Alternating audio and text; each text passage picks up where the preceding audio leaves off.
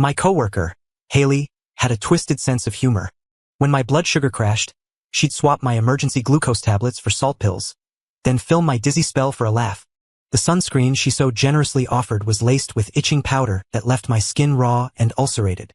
During a 100-degree heat wave, she hid the office AC remote, chirping that it was all mind over matter. It all came to a head when she tricked me into a long hike in the blistering sun, emptied my water bottle and swiped my meds while I wasn't looking, and then just watched as I collapsed from heat stroke. My organs failed one by one.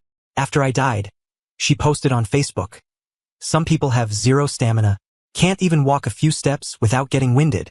Who's to blame? LOL." When I opened my eyes again, I'm back. It's the day of the first prank. The day she swapped my glucose tablets for salt pills. This time, I'm going to teach her what happens when a joke goes too far. I lurch, grabbing the wall to steady myself as a wave of familiar dizziness washes over me. Black spots dance in my vision. My limbs feel like lead, and a cold sweat instantly soaks the back of my blouse. Hypoglycemia, right on schedule. My trembling fingers fumble in my pocket, finding the familiar foil wrapper. I tear it open, practically desperate, and pop the tablet into my mouth. Salt. It's a salt pill. The realization hits me like a bucket of ice water. A shiver racks my body, and right on cue, I hear that laugh, seared into my memory. Ha ha ha, you guys, look at Sarah. She can't even stand up straight. Looks like she's totally wasted. I struggle to lift my head. Haley Vance is standing there, phone aimed right at me. A smug, triumphant smirk plastered on her face. A few coworkers nearby chuckle along with her. One or two look vaguely concerned, but no one moves to help. The scene is identical, a perfect replay of my past life. I'm back, 3 months before Haley's pranks finally killed me. Back at the very beginning of the nightmare. The bitter salt in my mouth makes me want to gag, but the sight of Haley's fake, smiling face is even more nauseating. The old me just meekly endured it, telling myself it was a harmless office joke. I let those jokes escalate, one by one, until they culminated in my death on a sun-scorched trail. "Haley," I say, my voice surprisingly steady despite the vertigo. "What did you give me?" Her smile freezes for a fraction of a second, clearly thrown by my directness. "Glucose tablets." "Why?" She flutters her big, innocent eyes. "Sarah, are you okay? You look awful." "Do I?" I spit the salt pill into my palm and hold it out for her to see. "Then why don't you tell me what this is?" The low chatter in the office fades. A few heads pop up over cubicle walls. Curious. Haley takes half a step back, a flicker of panic in her eyes before she plasters on that phony expression of concern. "Oh my gosh. I must have grabbed the wrong one.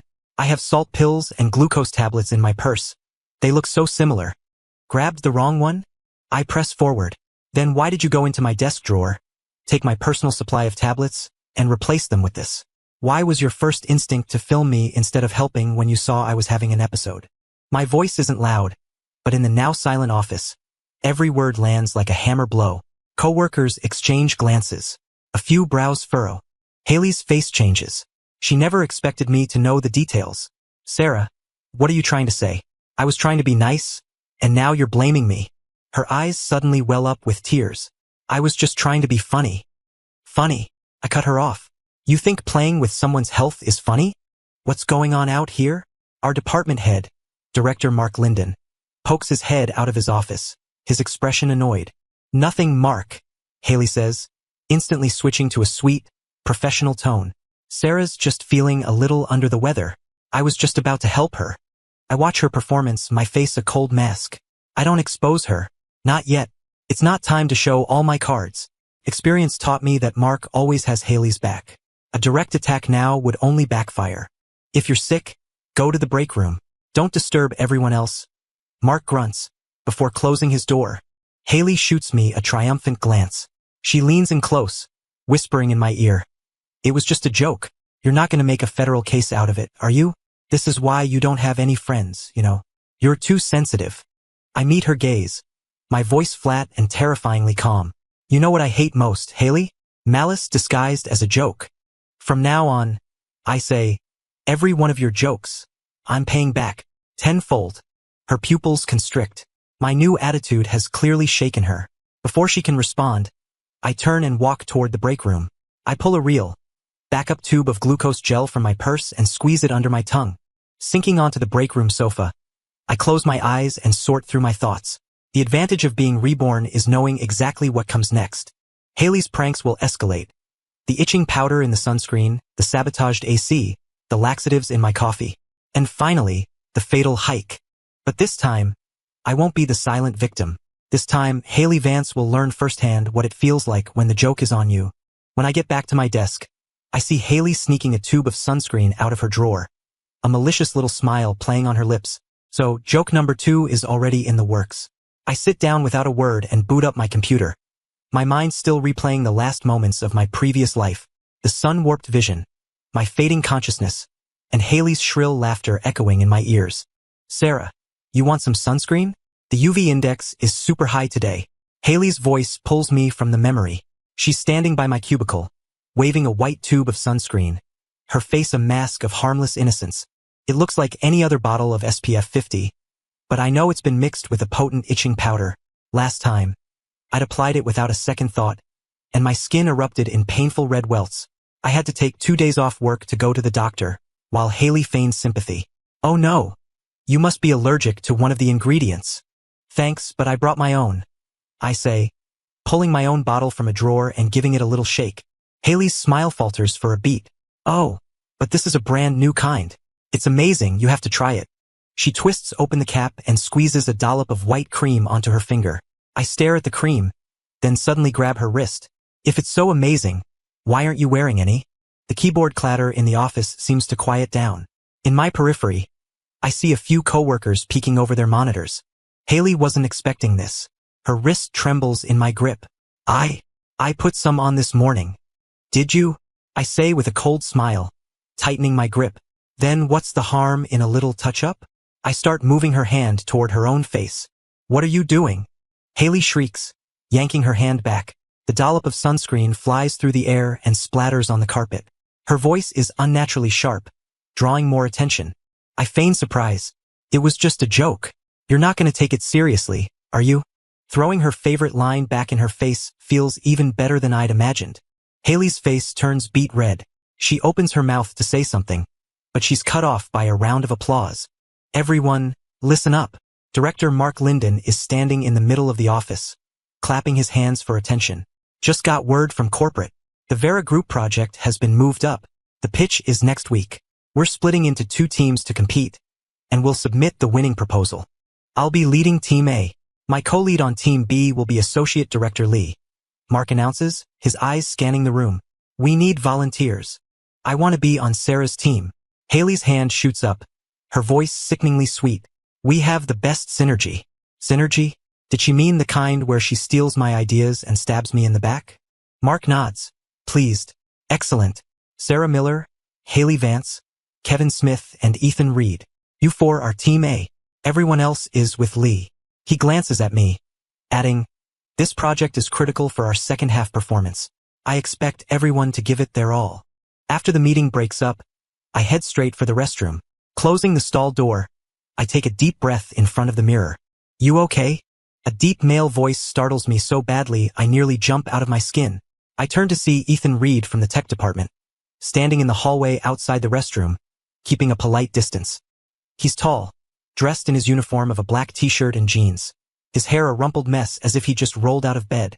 The ladies' room on this floor is out of order. Pipe burst, he explains, gesturing to a temporarily closed sign I hadn't noticed.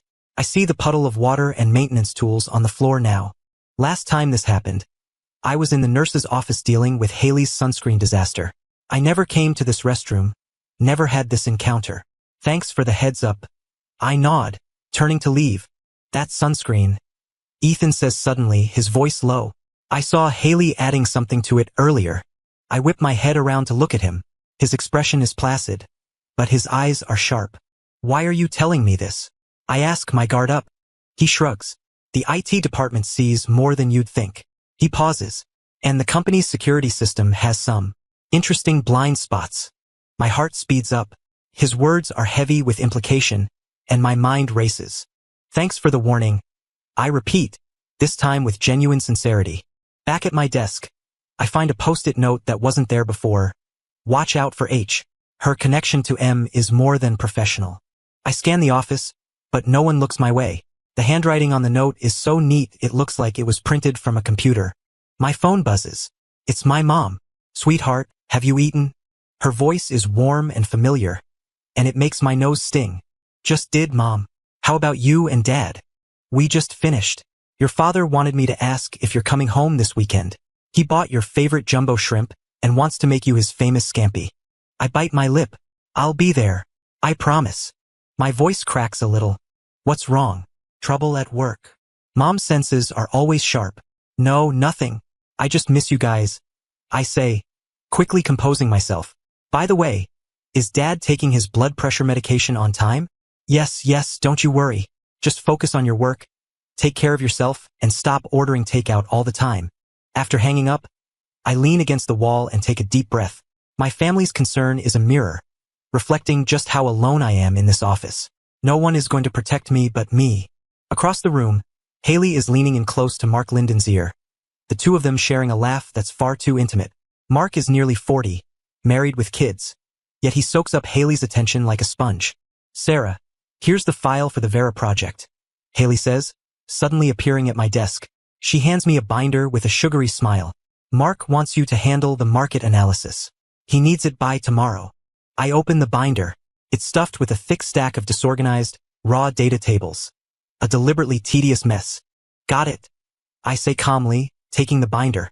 I watch her walk away, a cold smile touching my lips. This time, I'm ready. When quitting time comes, I pack my things slowly, waiting for Haley to leave first. As she heads out, she gives me a helpful reminder. Don't stay too late. I hear they turn off the AC at night. It gets crazy hot. I know exactly what she's planning. Last time I worked late, and the AC suddenly died. I nearly passed out from the heat. I later found out Haley had called building security, lying that our department was empty for the night. Once I'm sure she's gone, I turn my computer back on and start sorting through the data, not to complete Mark's task, but to gather my own evidence. A light is still on in the IT department. I hesitate for a moment, then walk over. Ethan is alone, sitting in front of a monitor filled with code I can't decipher. Still here? I ask, knocking gently on the glass door. He looks up, seeming unsurprised to see me. Working late. About those security camera blind spots you mentioned. I begin, choosing my words carefully. Could you be more specific? Ethan pushes his glasses up his nose, the blue light of the monitor reflecting off the lenses. Company policy is to overwrite security footage every 7 days, but footage from certain time slots has a habit of disappearing. He looks at me meaningfully. For example, last Thursday, between 3 and 4 p.m., the footage from the 16th floor hallway. That was the exact time my glucose tablets were swapped. Is there any way to see that missing footage? I ask, my heart pounding. A faint smile plays on his lips. Theoretically, deleted data is unrecoverable. And untheoretically? Instead of answering, Ethan hands me a USB drive. Historical data for the Vera project. Might be useful. As I take the drive, I feel something small and hard pressed into my palm along with it. A micro SD card. The IT department sometimes backs up interesting files. He says, his voice barely a whisper. Be careful with it. Back at my desk, I insert the card into my laptop. It contains a single video file. When I click play, the security footage from the 16th floor hallway fills my screen. I watch as Haley slips furtively into my office, takes the box from my drawer, empties my glucose tablets, and replaces them with the salt pills. My fists clench. This is the first piece of evidence I need. Just as I'm about to close the video, a second figure appears. Mark Linden. He walks up behind Haley and wraps his arms around her waist in a familiar embrace. Haley turns and kisses him. So that's how it is. No wonder Haley acts like she owns the place. She has this kind of backing. Outside, the city is dark. The office is growing stuffy and hot, just as Haley predicted. But this time, I pull a portable fan and a gel ice pack from my bag. The morning sun streams through the office's glass walls. I'm in early, placing a small, clear bottle in my desk drawer. It's filled with a colorless liquid that looks just like toner. I open my laptop and review the evidence I compiled last night. Item 1. Salt pill swap, with the video from the micro SD card attached as a backup. Item 2. Itching powder sunscreen. For now, I only have Ethan's testimony, but I need something more concrete. Morning, Sarah. Haley's voice chirps from behind me. Work late last night? You look exhausted. She leans over me, her cloying perfume giving me a headache.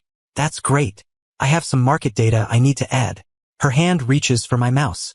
I snap my laptop shut. It's on a flash drive. I'll send it to you later. I look up, meeting her eyes. By the way, do you still have that sunscreen from yesterday? I suddenly feel like trying it. A predatory glint flashes in Haley's eyes, like a shark smelling blood. Of course. She quickly pulls the tube from her purse. I told you, this brand is amazing. I take the bottle, pretending to study the ingredients. SPF 50+. That's pretty high. I twist the cap and squeeze a little onto my finger. You're sure this is safe? Totally, she says with conviction. I use it all the time. I nod. Then suddenly grab her wrist and smear the sunscreen onto the back of her hand. Then let's use it together. What are you doing? Haley shrieks, pulling her hand back, her face instantly pale. Colleagues around the office look up. Kevin pushes his glasses up his nose. What's all the noise about so early in the morning? Nothing, I say, raising my voice. Haley was just recommending this great sunscreen, and I suggested we both use it. She doesn't seem very enthusiastic. Haley forces a smile. You just startled me. She rubs furiously at the back of her hand, but the cream is already absorbing into her skin. I watch her with cold amusement.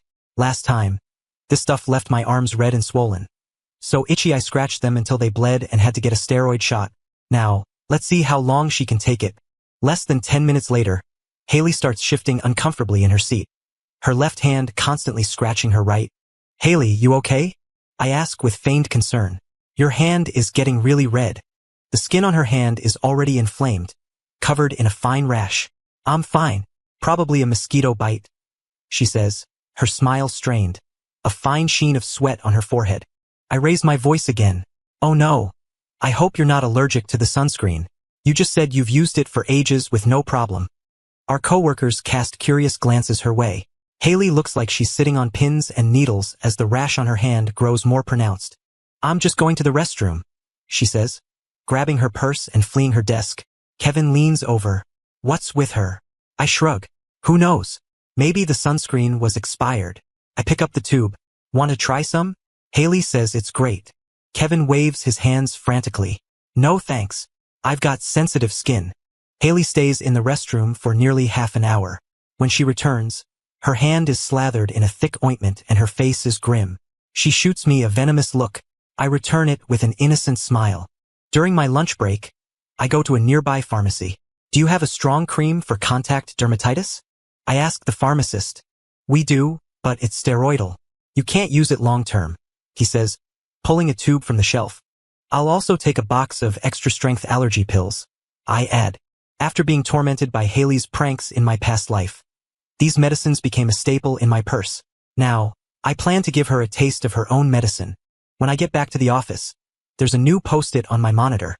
Team dinner tonight. Don't be late. Mark. I smirk. Last time at this dinner, my drink was spiked with laxatives. I spent the night running to the bathroom. It seems Haley, after her setback this morning, is eager for a rematch. Before leaving work, I quietly slip the small bottle I prepared this morning into my bag. It contains my own special concoction. A colorless, odorless, concentrated extract from several powerful laxatives. The effect is significant. The dinner is at a modern American bistro near the office. Our department of 20-something people is spread across 2 large round tables. I deliberately choose a seat near the aisle for easy maneuvering. Tonight, we celebrate the kickoff of the Vera project. Mark Linden raises his glass. And a special thanks to Team A for getting the market analysis done ahead of schedule. Everyone raises their glass. Haley is sitting next to Mark, the rash on her hand covered with foundation, though I can still see the inflammation. She keeps glancing my way, her eyes glittering with malice. The servers begin bringing out the food. Suddenly, Haley stands up. I'll get drinks for everyone, she announces, walking briskly toward the self-serve drink station in the corner. I excuse myself to go to the restroom, watching her from a distance. I see her glance around furtively, then pull a small paper packet from her purse and pour the powder into a glass of lemonade. Need a hand? I ask, suddenly appearing behind her. Ah, she jumps, nearly spilling the drink. And no, I'm good. Almost done. I look at the spiked lemonade in her hand and pretend to be casual. Oh, I love lemonade. Is that one for me? This is for Mark, she says in a panic. Then her eyes light up. Oh, right, this one is yours. She hands me a different, untainted glass. Thanks. I take the glass, and as she turns her back, I swiftly swap them. Now, the spiked lemonade is back in her hand. Returning to my seat, I sip my perfectly safe orange juice, watching Haley out of the corner of my eye. She solicitously places the special lemonade in front of Mark, but he's deep in conversation with someone from accounting and doesn't touch it. Haley, wasn't that for me? I ask, pointing to the lemonade. She frowns. But you have orange juice. I'm suddenly in the mood for lemonade. I say, reaching for the glass. She quickly blocks my hand. No, I already drank from that one. She grabs the glass and, to prove her point, chugs nearly half of it. I have to fight to keep from laughing. Thirsty, are we? For the next 20 minutes, I enjoy my meal and wait for the show to begin. Sure enough, Haley starts fidgeting, a sheen of cold sweat breaking out on her forehead. What's wrong? I ask with fake concern. Don't like the food? I'm fine, she grits out, but her face is growing paler by the second. Another 5 minutes pass. Haley abruptly shoves her chair back, the legs screeching against the floor. Excuse me, she yelps, practically sprinting toward the restroom. The table falls silent. Mark frowns. What's wrong with her? I shrug. Maybe she ate something that didn't agree with her. Over the next half hour, Haley makes no fewer than 5 trips between the table and the restroom. Her face goes from flushed to white to a sickly shade of green. The last time she returns, her legs are shaking so badly she can barely stand. I think I'm going to head home, she says weakly, grabbing her bag. Wait, I call out. Weren't we going to discuss the presentation for tomorrow? She glares at me, her eyes filled with pure hatred. Some other time, she snaps, before fleeing the restaurant. Kevin shakes his head. Must have been food poisoning. But this place has an A rating from the health department. Some people just have sensitive stomachs. I say meaningfully, finishing the last of my orange juice. After dinner, I decline my coworkers' invitations to go out for another drink and head back to the office to grab my things. The building is eerily quiet at night, lit only by the faint green glow of the exit signs. My desk has been rifled through. Although things were put back, the angles and positions are slightly off. I check my computer. The files seem untouched, but my notebook in the drawer shows signs of being flipped through. Looking for something. Haley? I whisper to myself, closing the drawer. Just as I'm about to leave, I see the light is still on in the IT department. I hesitate, then walk over and knock. Come in. Ethan's voice calls out. He's alone, sitting in front of a bank of monitors displaying code and data streams. Working late again? I ask, leaning against the doorframe.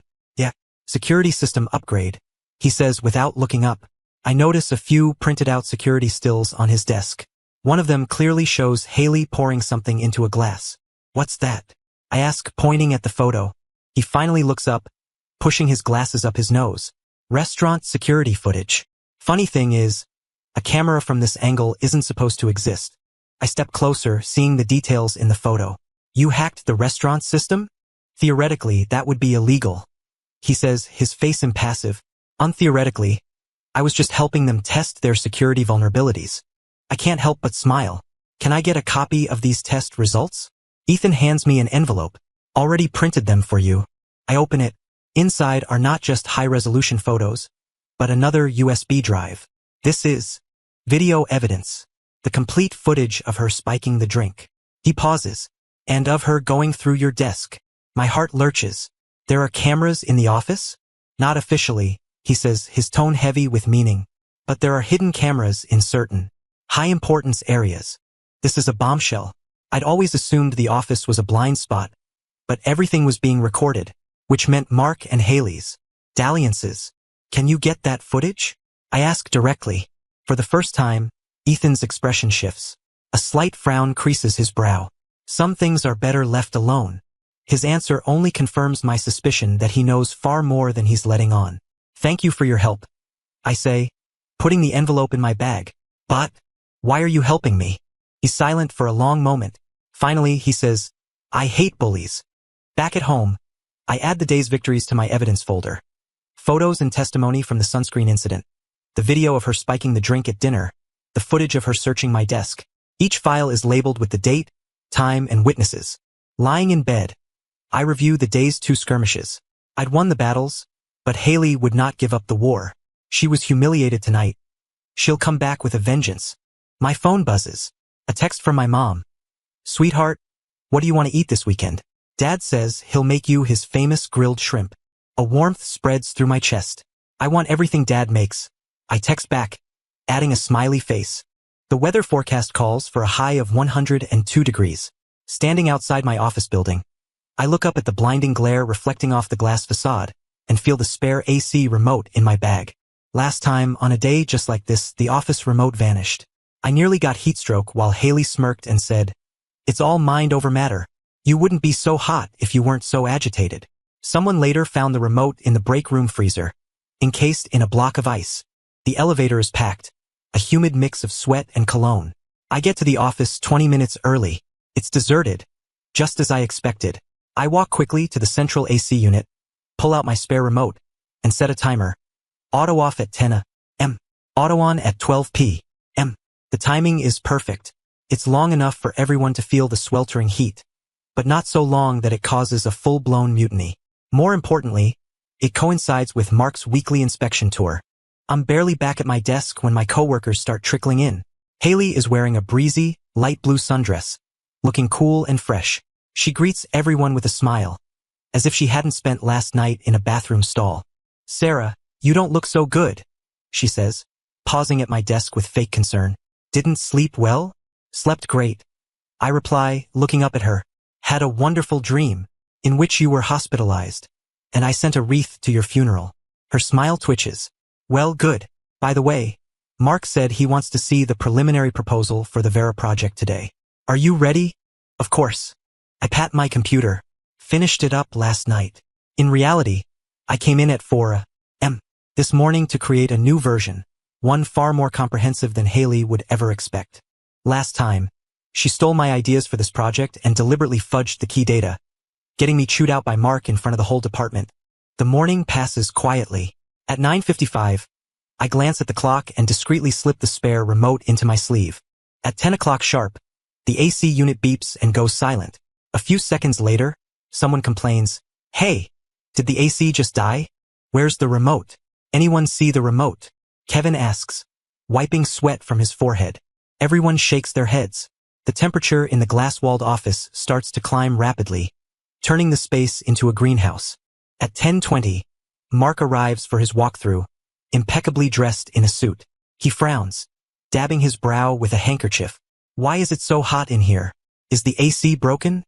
The remote's missing," someone calls out. "Well, find it. How are we supposed to work in this heat?" Mark says impatiently.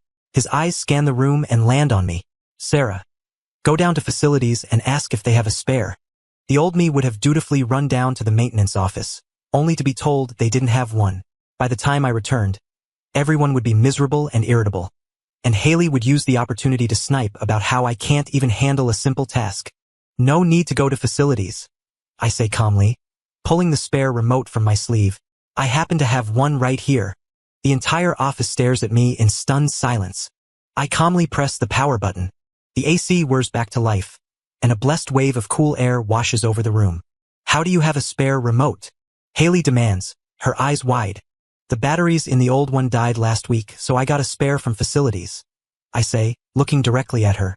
"Is that strange? Or perhaps, you know where the original one is?" Her expression freezes. "How would I know?" "Really?" I walk over to the break room fridge. "Then let's see what's in the freezer, shall we?" "What are you doing?" Haley tries to block me, but I've already opened the freezer door and am digging the frosted-over remote out from behind a bag of ice. A collective gasp ripples through the office. Kevin lets out a low whistle. Who would do something that messed up? I hold up the damp, ice-cold remote and turn to Haley. "Care to explain?" Her face flushes red, then drains of color, and then her eyes well up. I was just playing a joke. I didn't think." "A joke?" I say with a cold laugh. "Hiding the remote in a freezer and letting the entire office bake in a 100-degree heat wave.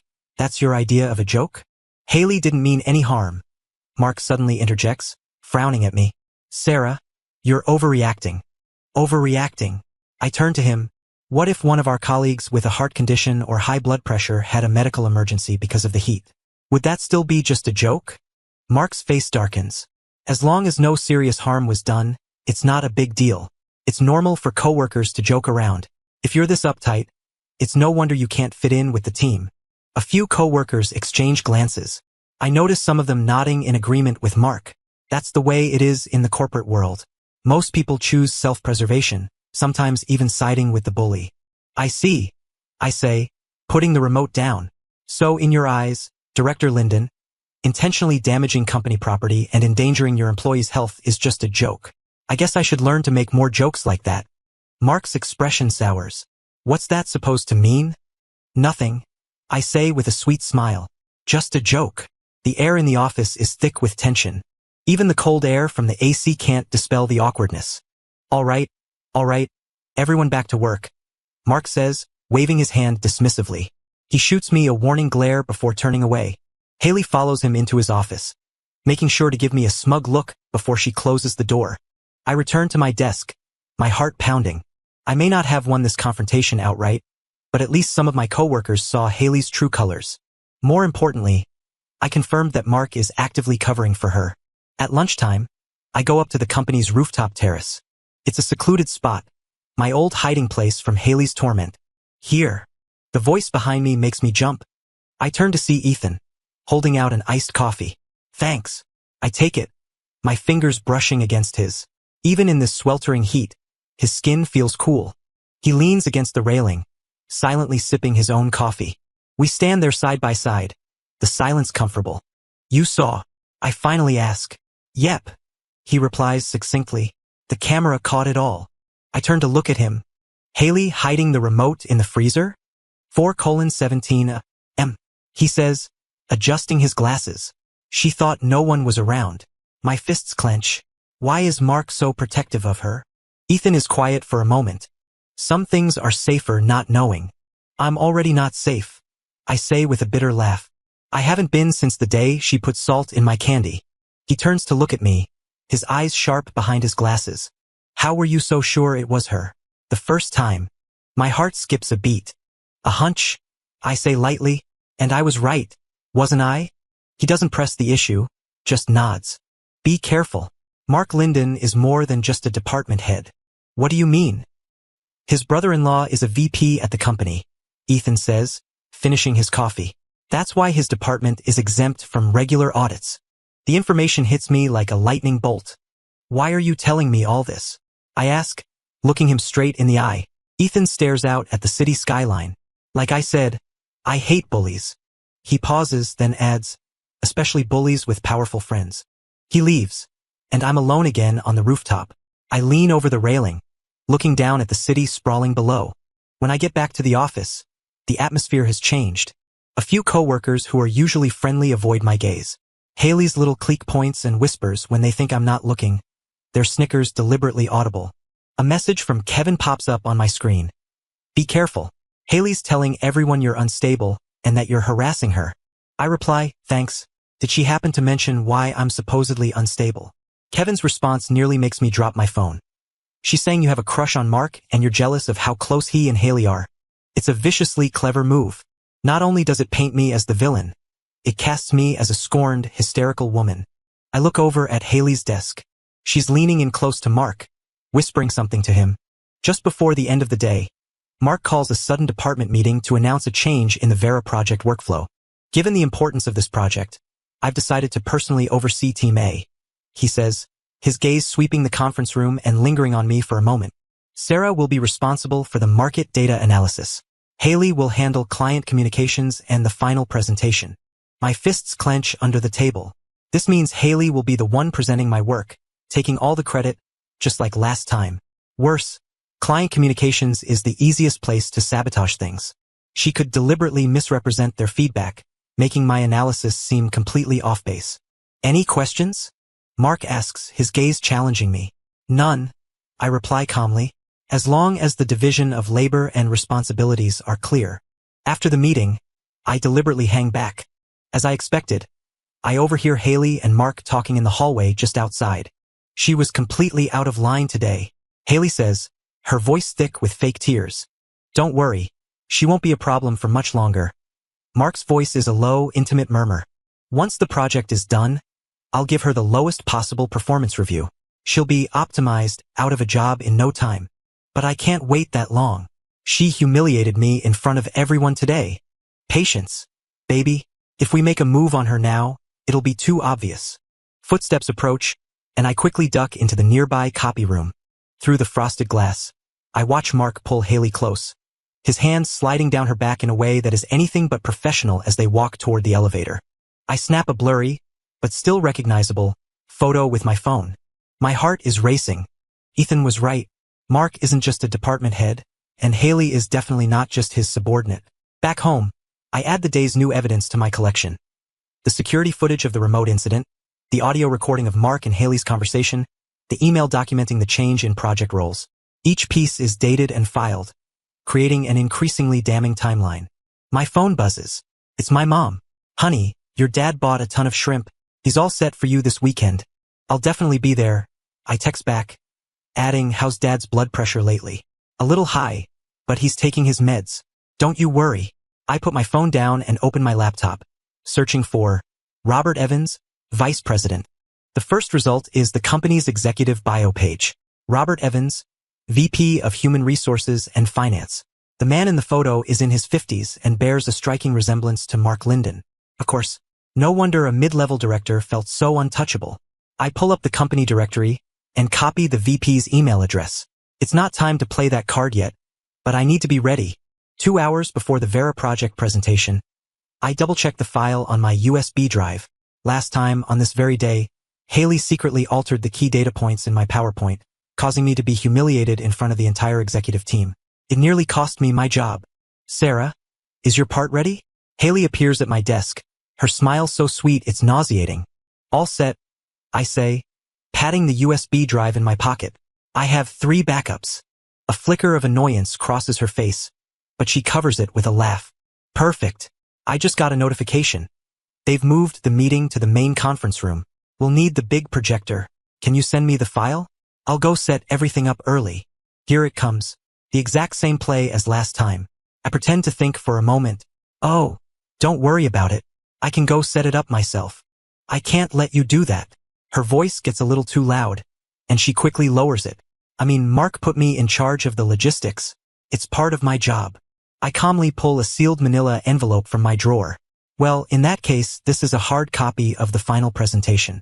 Could you take this to the conference room and put one at each of the board members' seats? Haley freezes, clearly not expecting this move. She hesitantly takes the envelope. A hard copy? Of course. It looks more professional. I say with a smile. Vera is an old-school company. They appreciate things like that. I'll bring the digital version myself.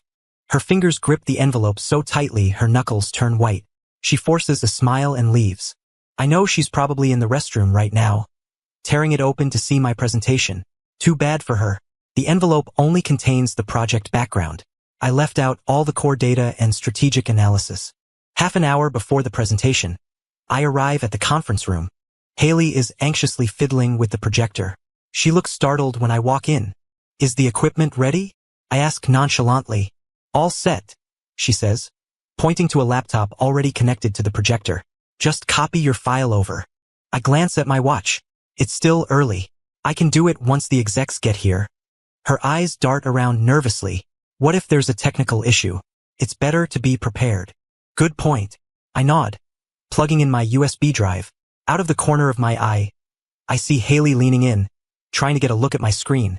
I deliberately click on the wrong folder, opening a series of unrelated vacation photos. That's not it, is it? She can't help but ask. Oops, wrong one. I close the photos and navigate to the correct PowerPoint file, but I don't open it. Haley, could you grab me a glass of water? I'm a little nervous. She bites her lip, then hurries out of the room. The second she's gone, I pull out my USB drive and plug in an identical-looking one. I copy the real presentation to the laptop, then quickly put the computer to sleep.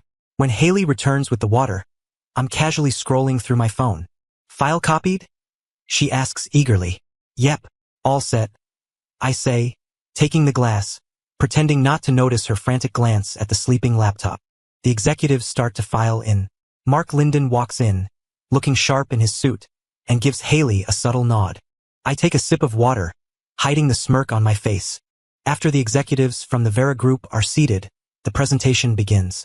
Haley, as the client communications lead, speaks first. Her presentation is vague and full of corporate jargon.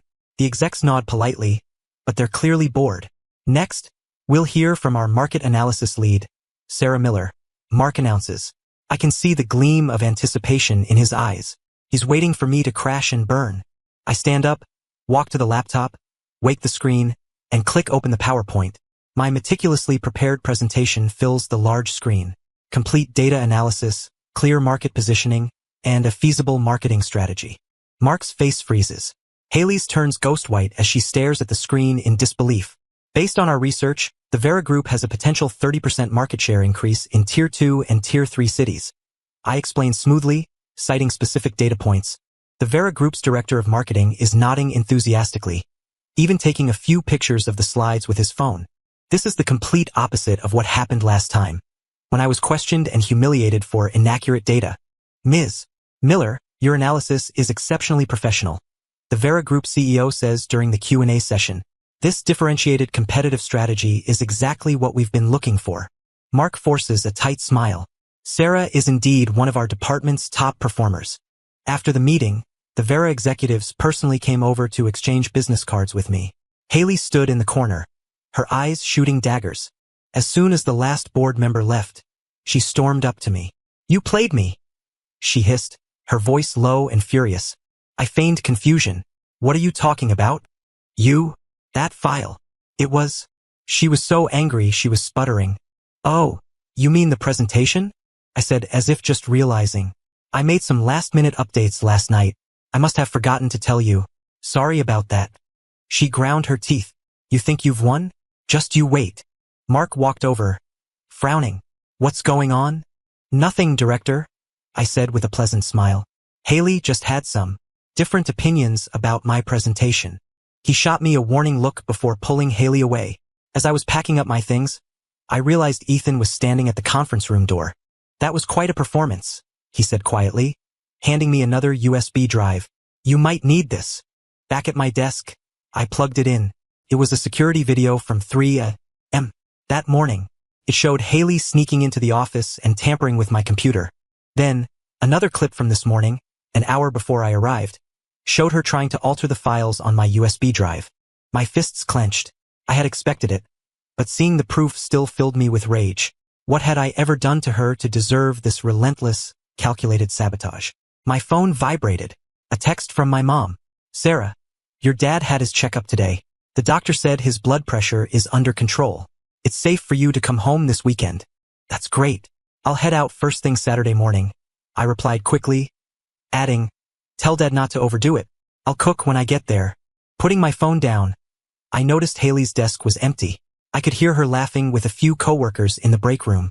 I picked up my mug and walked over, pausing at the door to listen. She acts so professional, but she probably just copied that whole proposal from the internet. Haley was saying, spinning her lies. I saw her sneaking around the office late last night. Who knows what she was up to? I strode into the break room. The conversation died instantly.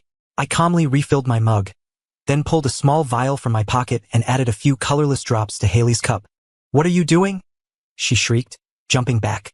Vitamin drops, I said, shaking the vial. You've been looking a little run down lately. Thought you could use a boost. I don't want anything from you. She grabbed her mug, about to dump it in the sink. Suit yourself? I shrugged. It's imported, though. $100 a bottle. Hearing the price, she paused. The other coworkers eyed the elegant little vial with curiosity. For real? One of them asked. Of course. I lied smoothly. It's got ginseng extract and rare berry antioxidants. Great for your skin. Haley eyed her mug suspiciously. In the end, she didn't dump it, but she didn't drink it either. Just carried it nervously back to her desk. I suppressed a smile. It was just plain vitamin water with a few drops of lemon juice. But I knew her paranoid mind would be racing all day. That afternoon, an urgent email summoned all department heads to a meeting. Mark left in a hurry, a sour look on his face. The office was buzzing with rumors. I overheard words like audit and investigation. Ethan happened to walk by my desk and accidentally dropped a pen. As he bent down to pick it up, he whispered, "Finance found someone's been embezzling funds. A significant amount. Is it related to our department?" "Not clear yet," he said, straightening up quickly. "But someone's been accessing Mark's office at odd hours." After he left, I sat there, thinking, did something like this happen in my past life after I died? Was there more than just an affair between Haley and Mark? Was money involved? I was the last one to leave the office that day. As I passed Haley's desk, I noticed her drawer was slightly ajar. I saw the corner of a familiar package, the same brand of sunscreen she'd laced with itching powder. It seemed she hadn't given up on that little trick. Using a tissue to cover my hand, I quietly pulled the drawer open. Inside wasn't just the sunscreen, but several small paper packets, crudely labeled, fast-acting and extra strength. I quickly snapped a photo of the evidence with my phone and gently closed the drawer. What were these powders? Laxatives? Or something more dangerous? In my past life, I had only experienced her pranks. But what if she was capable of something far worse? I heard footsteps in the hallway and quickly returned to my desk, pretending to organize my things. Haley and Mark walked in together, whispering to each other, their faces tense. "I don't know who reported it, but the audit team is coming tomorrow," Mark said, his voice hushed. "Could it be her?" Haley asked, gesturing in my direction. I pretended not to hear, focusing on my desk. "Impossible. She doesn't have that kind of access," Mark scoffed. "Not unless someone in IT is helping her." My heart pounded. Were they talking about me? And what role was Ethan playing in all of this? "Sarah," Mark suddenly said, his voice loud. "Still here." "Just leaving," I said, grabbing my bag. I gave them a polite nod as I passed. The moment the elevator doors closed, I saw Mark pull Haley into his office and shut the door. Back home, I added the day's new findings to my evidence folder. The video of Haley trying to alter my files, the photo of the suspicious powders in her desk, and the information from Ethan about the financial investigation. The puzzle pieces were starting to come together, but the full picture was still a mystery. My phone lit up with a text from Ethan. "Don't be late tomorrow. The auditors arrive at 9. They'll be sweeping the office beforehand." I stared at the message. Why was he helping me? How much did he know? And most importantly, could I trust him? I typed a simple thanks and turned off my bedside lamp. The moonlight streamed through the window. Tomorrow was going to be a critical day. The moment I walked into the office Monday morning, I felt the shift. Coworkers who usually said hello avoided my eyes. As I passed a group, their conversation dropped to a whisper. A message from Kevin popped up. "Haley's telling everyone you went through her private files and threatened her. The whole department is saying you're unstable." I gripped my phone. The classic bully tactic. Accuse the victim of what you're doing. She'd used this one last time, too. Back then, I just tried to defend myself, which only made me look guiltier. "Thanks for the heads up," I replied. "Did she happen to say why I'm supposedly unstable?" Kevin's reply made me laugh coldly. "She said you have a crush on Mark and you're taking it out on her because you're jealous." I looked over at Haley's desk. She was huddled with a group of coworkers, whispering behind her hand, her eyes flicking toward me. When I met her gaze, she flinched dramatically, as if she were terrified, prompting worried looks from the people around her. It was a pathetic performance, but an effective one. I walked straight toward the copy machine, deliberately passing their group. The chatter stopped. "Morning, everyone," I said with a smile, my eyes landing on Haley. "You're looking well today, Haley. Did you have a good weekend?" She was so surprised by my calm demeanor that she was momentarily speechless. "It was fine. Good," I said meaningfully. "I was worried you might be stressed. What with the auditors showing up unexpectedly on Friday." The color drained from her face. The coworkers around her exchanged confused looks. "What auditors?" someone asked. I feigned surprise. "Oh, you didn't hear? The company is investigating some financial irregularities." I looked pointedly at Haley. "I heard several departments are involved." I turned and walked away, leaving a cloud of whispers in my wake. Let the rumors fly. During lunch, when the office was mostly empty, I made my move. I confirmed that Haley and Mark were both out, then walked over to her desk. Her computer was password protected, but that wasn't a problem. After one of her pranks in my past life, she'd smugly typed her password in front of me, bragging that only an idiot would use their birthday as a password. I typed in her birthday, The screen unlocked. Amid the mess of icons on her desktop, a folder named Pet Videos caught my eye. My gut told me something was wrong. I clicked it open and nearly threw up. It was filled with dozens of videos of animal cruelty. Some were clearly filmed by her. I could see her hands torturing small cats and dogs, her signature giggle audible in the background. My own hands started to shake. I had known she was a bully, but I never imagined she was this psychologically twisted. No wonder her jokes had grown so cruel. I quickly copied the videos to a USB drive and kept searching. Another encrypted folder was labeled Game Log. The password hint was My Happy Place. I tried a few combinations with no luck. I was about to give up when I noticed her desk calendar. Several dates were circled. All days when colleagues had called in sick or suddenly quit. On a hunch, I typed happy understanding. The folder opened. Inside was a detailed Excel spreadsheet. A log of every prank she'd ever pulled. It listed the date, the method, the victim's reaction, and even a star rating and suggestions for improvement. My name was at the top of the list. The detail was chilling. The latest entry was from yesterday. Plan A failed, vitamin water untouched. Preparing Plan B, the company hike. This time, she'll end up in the hospital for a few days. Rating, TBD. A hike? Was the company planning an outing? I was about to investigate further when I heard footsteps. I quickly closed the folder, locked the screen, and was back at my desk just as Haley walked in. She shot me a suspicious look, then glanced at her computer. Were you touching my computer? Why would I touch your computer? I retorted. Got something to hide? Her face paled. She rushed to her desk and started checking her machine. I pretended to be absorbed in my work, but I saw the flicker of relief on her face when she found nothing amiss. Just before quitting time, a company-wide email went out. This Friday, we will be holding a team-building hike at Pine Ridge Forest Preserve. Attendance is mandatory. My blood ran cold. Pine Ridge, the place where I'd collapsed from heat stroke in my past life. The date was only 3 days off. This was no coincidence. Scared, Haley's voice came from behind me. I turned. She was leaning against the doorframe of the empty break room, a cat and mouse smile on her face. I don't know what you're talking about, I said, forcing myself to stay calm. Pine Ridge, she said, walking in and locking the door behind her. I hear the scenery is beautiful, but it gets really hot in the summer. It's easy to get heat stroke. I looked her straight in the eye. I'm not falling for it this time. Falling for what? She blinked innocently. It's just a fun day out with coworkers. She leaned in closer, her voice sickly sweet. But I'd recommend you bring lots of water and glucose tablets. Oh, and sunscreen. I grabbed her wrist. I know what's on your computer. The videos. The log.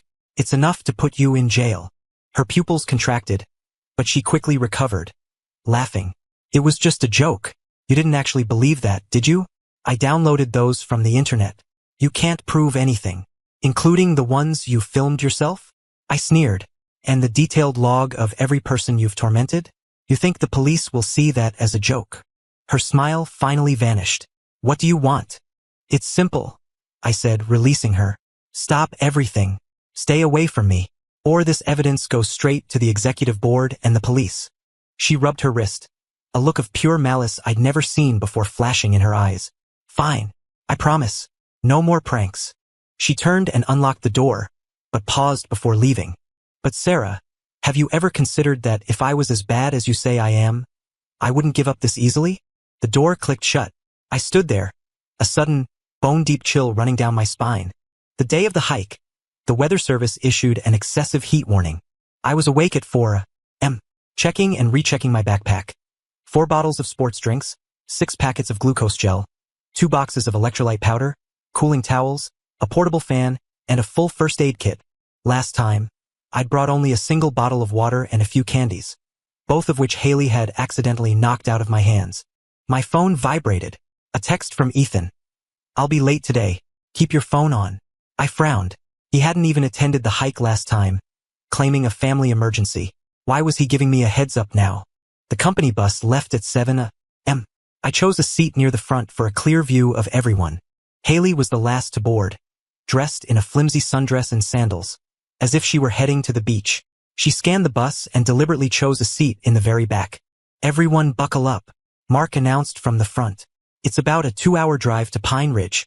Once we get there, we'll split into 4 teams for a scavenger hunt. The winning team gets a prize. A scavenger hunt? Last time it was just a free-for-all hike. My stomach tightened. This was a trap, custom made for me. Halfway there, Haley walked up the aisle to my seat. Sarah, can I borrow a bottle of water? I forgot to bring any. I looked at her outstretched hand. A perfect replay of the last time. She'd accidentally spilled my only bottle, then offered a fake apology. Go buy your own, I said coldly. She pouted. Stingy. Then she raised her voice. Sarah, you look really pale. Are you feeling okay? A few coworkers turned to look. I ignored her, closed my eyes, and pretended to sleep. When we arrived at Pine Ridge, a wave of oppressive heat hit me the moment I stepped off the bus. The small general store at the park entrance had a closed for renovation sign on the door. Listen up. Mark blew a whistle. The rules are simple. Each team gets a map. Find the 3 checkpoints to get your map stamped. The first team back wins. As he handed out the maps, I saw Haley lean in and whisper something to him. He gave a nearly imperceptible nod. Here are the team assignments, he said, reading from a sheet of paper. Team A, Kevin, Jessica. Team F, Sarah Miller, Haley Vance. I shot to my feet. Last time we were free to roam. Now we were being forced into teams, and a team of just the 2 of us. Haley skipped over, all smiles. What a coincidence, Sarah. We're a team. It's not a coincidence, I said, looking straight at Mark. I want to switch teams. Teams were assigned randomly. No changes, Mark said dismissively, waving his hand. Don't hold everyone up. The other teams were already heading out. Haley dangled the map in front of me. Let's go, Sarah. Let's try to win this thing. The map showed we were to take the West Trail, hit 3 checkpoints, and return. I studied the route and saw that a long stretch of it was an exposed, sun-beaten path, the exact spot where I had collapsed before. This way is a shortcut, Haley said soon after we started, pointing to a fork in the trail. That path isn't on the map, I said, standing my ground. It's a local secret, she said, grabbing my arm enthusiastically. I came here last year. It'll save us half an hour. I yanked my arm away. You can go that way if you want. I'm sticking to the map. Her smile froze. What's that supposed to mean? You don't trust me? That's right. I don't trust you, I said bluntly. Who knows where that path leads? Her face darkened. Fine. Suit yourself, she snapped, before stomping off down the official trail. I followed a safe distance behind, periodically sipping my sports drink.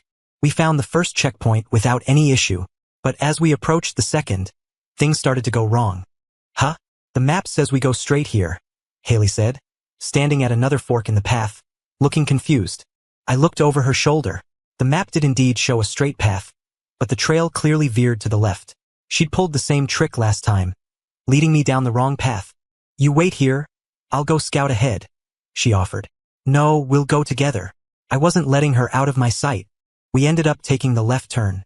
After 10 minutes, the path grew narrower, the woods thicker. I stopped. This isn't right. This isn't the way to the checkpoint. Oh, oops. I guess we took a wrong turn, Haley said, completely unapologetic. Maybe we should go back. I checked my phone. No signal. The temperature was soaring, and I was already halfway through my water supply. This was where she'd stalled for time before, waiting for my blood sugar to drop. We keep going forward, I said, deciding to reverse her strategy. We'll eventually loop back around. She looked stunned. But there might not be a path up ahead. Then you can follow me back the way we came. I turned to head back. Wait, she said, quickly stopping me. Actually, I know there's a gazebo nearby. Why don't we rest for a bit? You don't look so good. I was starting to feel dizzy, but not from weakness. It was the chilling familiarity of the situation. I fought down the panic and squeezed a glucose gel into my mouth. No thanks. Let's keep moving. After another half hour, we were completely lost. The sun was beating down, and I'd used most of my sunscreen. Haley looked tired too, but her eyes held a strange, triumphant gleam. Sarah, are you okay? She asked with fake concern. Your face is really red. I was feeling the heat, but I was in much better shape than last time. My preparations would at least let me last a few more hours. We need to signal for help, I said, pulling out a whistle. Don't bother. No one can hear you out here.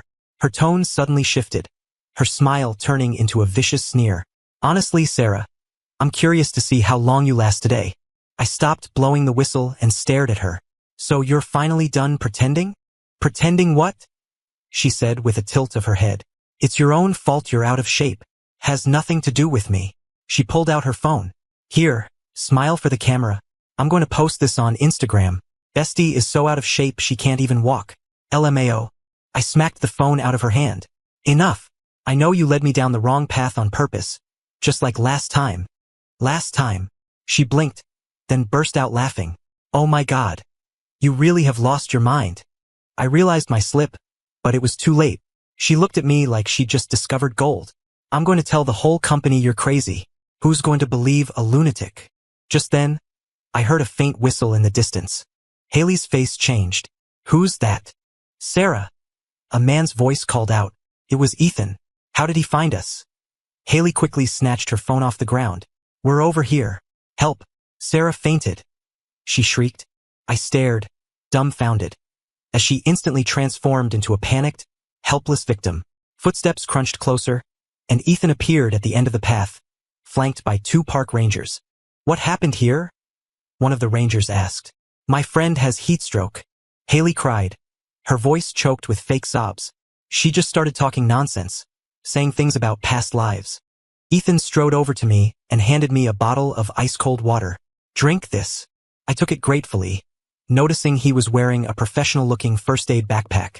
You two are way off the designated trail, a ranger said with a frown. This is dangerous. It's my fault. Haley immediately confessed. I tried to take a shortcut and got us lost. Sarah's not feeling well. We need to get her to a hospital. She was putting on a show, but I did need to rest. Led by the rangers, we were back on the main path in no time. Haley fussed over me the whole way, her performance worthy of an Oscar. Back at the starting point, Mark rushed up to us. Where have you been? The other teams finished an hour ago. Sarah got heat stroke, Haley said, her face a mask of concern. She almost passed out on the trail, and she was saying the strangest things. Mark looked at me, a calculating glint in his eye. Is it that serious? Should we take you to the ER? No need, I said, standing up straight. I'm fine, just a little dehydrated. But you were just saying, Haley started. But Ethan cut her off. I'll drive her back to rest, he said, his tone leaving no room for argument. The company bus already left. I drove my own car. Mark looked like he wanted to object, but the ranger also advised me to get out of the heat, so he had to relent. Ethan's car was a black SUV with the AC blasting. The moment I got in, I collapsed into the seat, shivering. It's over, he said simply, handing me an ice-cold towel. Put this on your neck. We drove for a while before I finally recovered enough to speak. Thank you. How did you find us?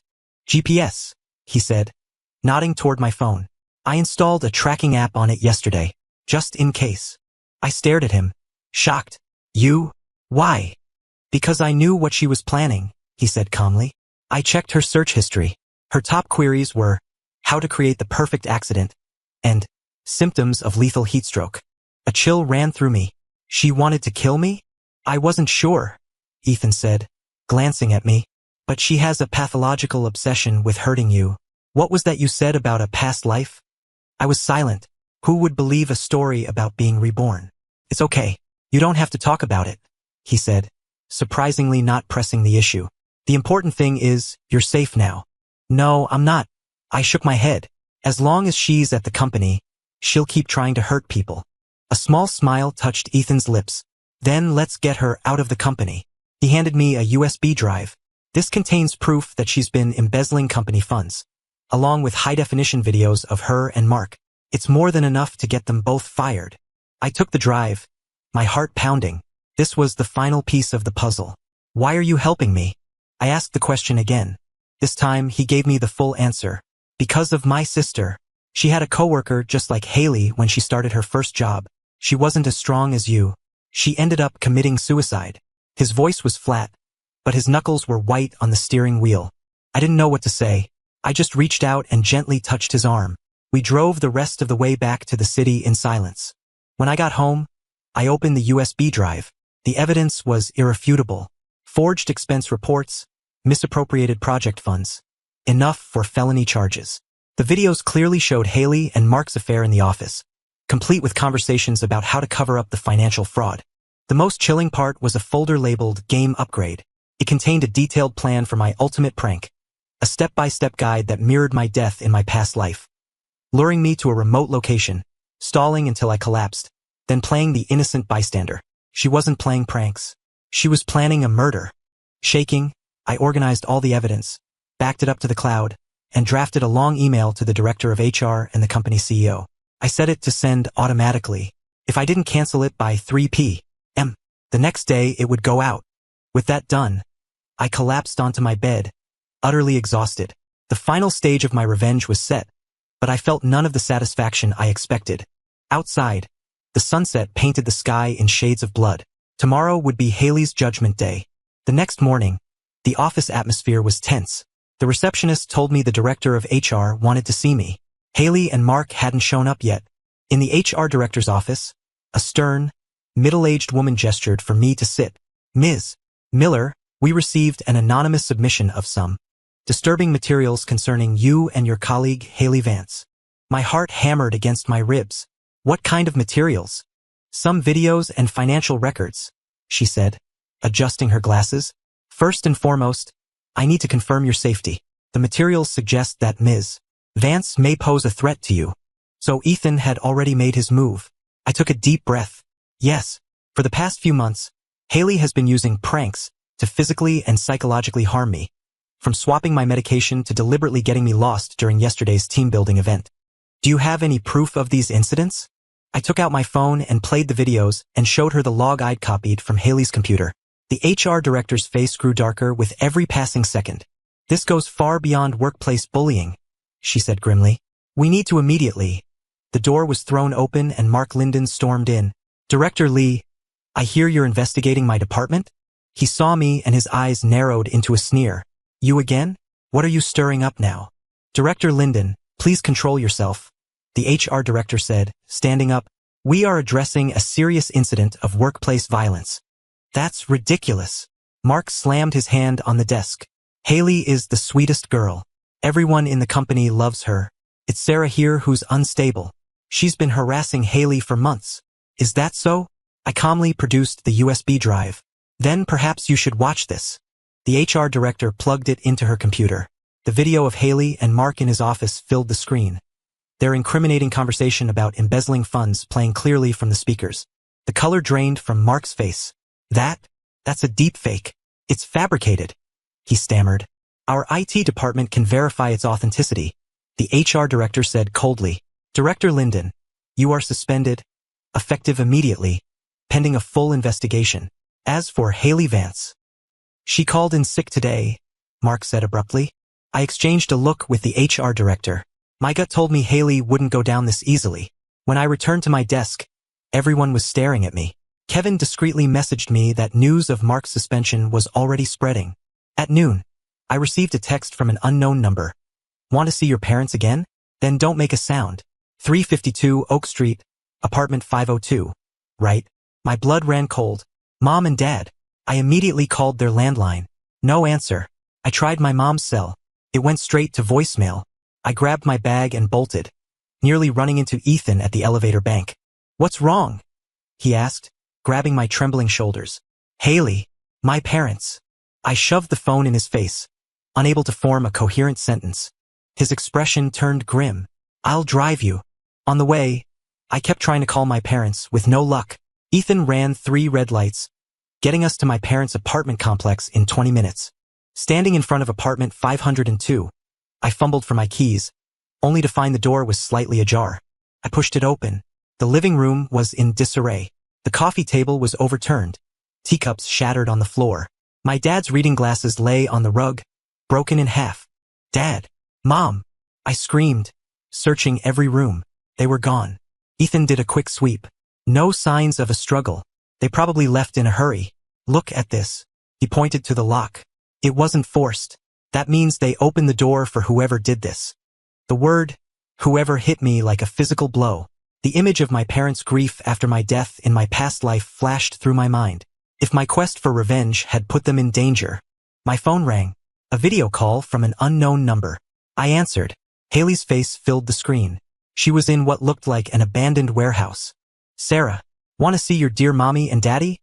she asked sweetly, then flipped the camera. My parents were tied to chairs, their mouths covered with duct tape, their eyes wide with terror. You're insane, I screamed. Let them go. Don't be so dramatic. I just invited them over for a little visit. She giggled. After all, we've been friends for so long, and I've never even met your parents. What do you want? I forced myself to stay calm. Simple. 1. You drop all the allegations against me. 2. You make a public statement admitting you fabricated the evidence to frame me and Mark. And 3. Her smile widened. You quit your job and leave this city. Immediately. Ethan stood behind me and squeezed my shoulder gently. I understood his signal. Stall for time. I need to think about it, I said, my voice shaking. You have 10 minutes, she said. And don't even think about calling the cops, or else. She produced a paring knife and held it up to my mother's cheek. The video call ended. I collapsed onto the sofa, tears blurring my vision. I've got her location, Ethan said suddenly. The signal is coming from the abandoned chemical plant east of the city. The police will be there in 5 minutes. I stared at him. When did you call them? The second I saw the text, he said, checking his phone. I have a friend on the SWAT team. They know it's a hostage situation. We raced to the chemical plant. By the time we arrived, the place was surrounded by police cars. An officer informed us that my parents were safe. The suspect had tried to flee, fell from a catwalk, and was seriously injured. I found my parents by an ambulance, shaken but unharmed. My mom hugged me and sobbed while my dad kept asking who that crazy girl was. It's over now. It's all over, I whispered, tears streaming down my own face. An officer took my statement. I told them everything, including the long history of Haley's abuse. Ethan provided the key video evidence from the USB drive. She'll be facing multiple felony charges. Kidnapping, extortion, assault, the officer told us. Combined with the financial crimes, she's going away for a long time. It was dark by the time we left the police station. I took my parents home, promising to move back in for a while. Ethan stayed with us until they were settled. As he was leaving, my dad shook his hand, thanking him profusely. See you at work tomorrow, he said to me with a nod. Back at my own apartment, I canceled the scheduled email, but I sent a new one, attaching all the evidence and sending it directly to the police and the company's executive board. When it was all done, I fell into bed, exhausted but unable to sleep. The person who had killed me had finally been brought to justice, but my heart felt hollow. The thrill of revenge was fleeting, leaving only a deep weariness. And relief. Yes, relief, because I knew that from now on, Haley Vance would never harm another innocent person again. Outside, a new moon was rising. The long nightmare was finally over. The news of Haley's kidnapping plot sent shockwaves through the company. The police investigation uncovered even more. The animal abuse videos on her computer, the detailed logs of her torment, the evidence of embezzlement, and even search queries for how to commit murder without getting caught. Mark Linden was implicated as a co-conspirator in the financial fraud, and his powerful brother-in-law, the VP, was also placed under investigation. The entire management structure was shaken up. As the official whistleblower, I was placed under company protection, and HR arranged for counseling. For providing the critical evidence, Ethan was promoted to Director of Information Security. A month later, at an all-hands meeting, the new CEO publicly announced the termination of Haley Vance and Mark Linden, stating that the company was pursuing all available legal action against them. The announcement was met with a round of applause. Furthermore, the company is establishing a new anti-bullying task force, reporting directly to HR. The CEO said sternly, and I want to personally thank Sarah Miller for her courage. If she had not come forward, this cancer might still be poisoning our team. After the meeting, my coworkers flocked to me, offering support and apologies. Kevin even bowed his head, saying he was sorry for ever doubting me. I accepted their words calmly, knowing that most of them were simply following the new tide. At the end of the day, Ethan was waiting for me by the elevators. I heard Haley's sentencing was today. I nodded. The D told me that on top of kidnapping and extortion, she was convicted of animal cruelty and embezzlement. She got 7 years minimum. Mark was also facing prison time for his role in the fraud. Did you go to the hearing? I asked. For a little while, he said, adjusting his glasses. When she saw me in the gallery, she looked at me like she wanted to kill me. We walked out of the building together. The evening sun stretched our shadows long across the pavement. Do you regret it? He asked suddenly. I thought for a moment. No, But if I could do it again, I would have spoken up sooner, before she had the chance to threaten my family. He nodded thoughtfully. Sometimes I wonder if my sister had met someone like you. You did a lot for her, I said quietly, and you saved my parents. Thank you. We helped each other, he said with a rare smile. If it weren't for you, that cancer, as the CEO put it, would still be here. We parted ways at the crosswalk. On my way home, I passed a pet shelter and was suddenly reminded of the horrific videos on Haley's computer. I went inside. An hour later, I walked out with a golden retriever who had been rescued from an abusive owner. He was blind in one eye, the result of being stabbed with a sharp object. As I walked my new companion home, my phone chimed. It was a picture from my mom. She and my dad were sitting on their newly redecorated balcony, sipping tea, their faces bright with laughter. The light turned green, and I crossed the street, the dog's leash held firmly in my hand. A warm breeze, the last breath of summer, rustled the trees. Autumn was coming, and my new life was just beginning.